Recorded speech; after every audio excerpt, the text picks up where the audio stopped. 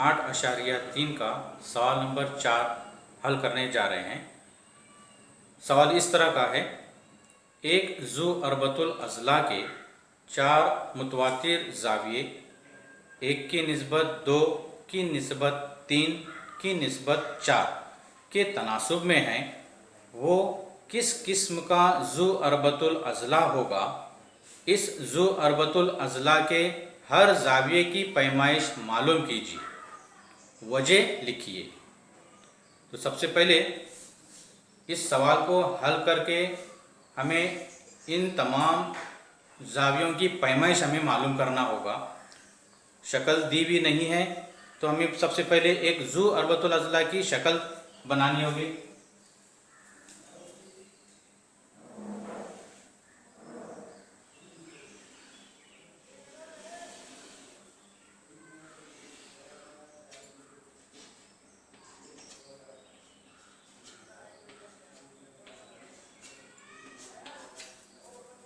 कुछ इस तरह की ज़ू अरबतुल अज़ला की शक्ल हम बनाए हैं।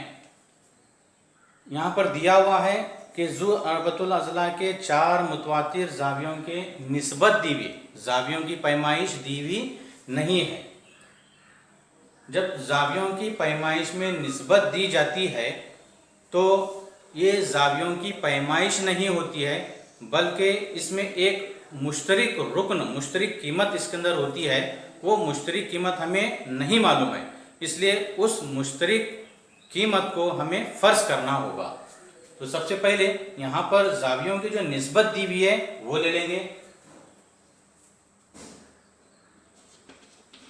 ज़ू अरबतुल अज़ला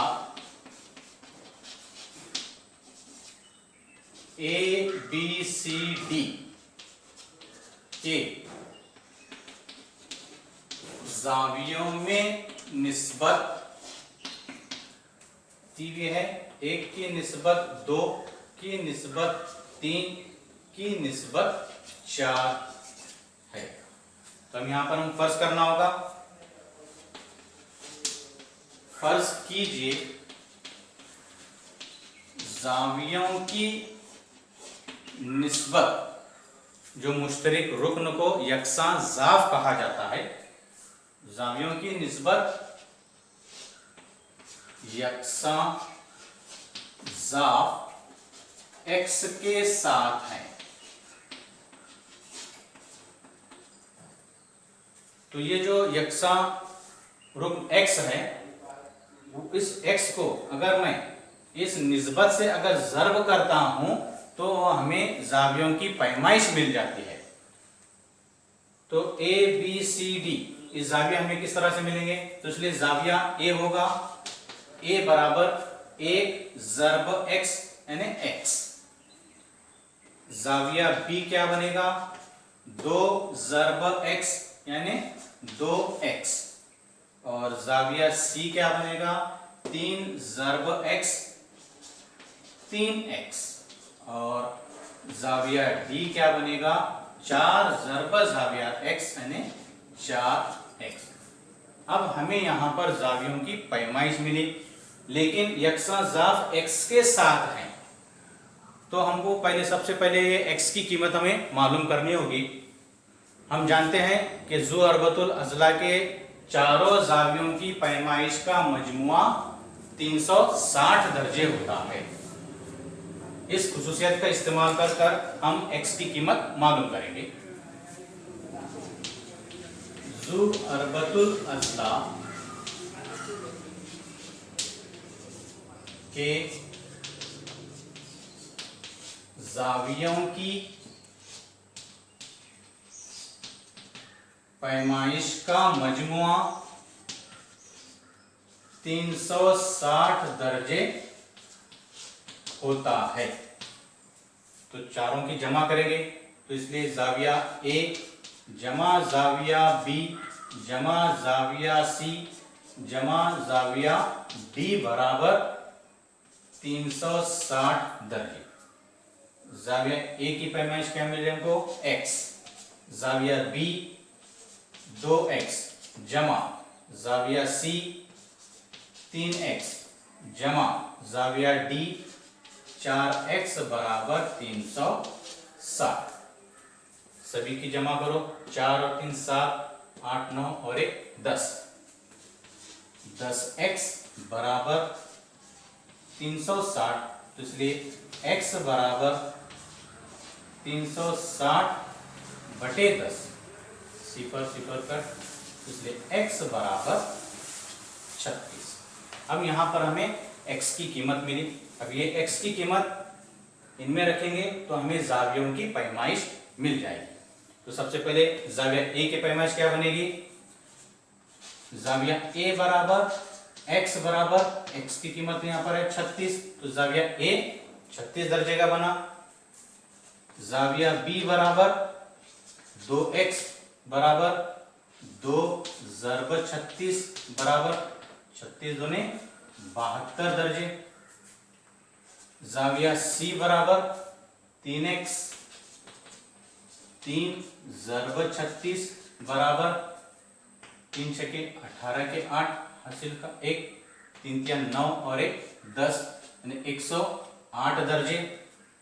और जाविया d बराबर 4x बराबर 4 ज़रब 36 बराबर 4 छके 24 के 4 हासिल 2 4 तिया 12 13 14, यानी 144 दर्जे। अब यहाँ पर हमें तमाम जावियों की पैमाइश मिल चुकी है। सवाल में पूछा है कि ये जू अरबतुल अजला किस किस्म का है, और तमाम जावियों की पैमाइश हमको मालूम करने के लिए कहा गया था। तो तमाम जावियों की पैमाइश तो हमको मिल चुकी है, लेकिन ये जू अरबतुल अजला की हमें किस्म बताना है। हम जानते हैं जू अरबतुल अजला की किस्में मुस्ततिल, मुरब्बा, मुय्यन, मुतवाजिल अजला, जू जनका वगैरह। तो अब यहाँ पर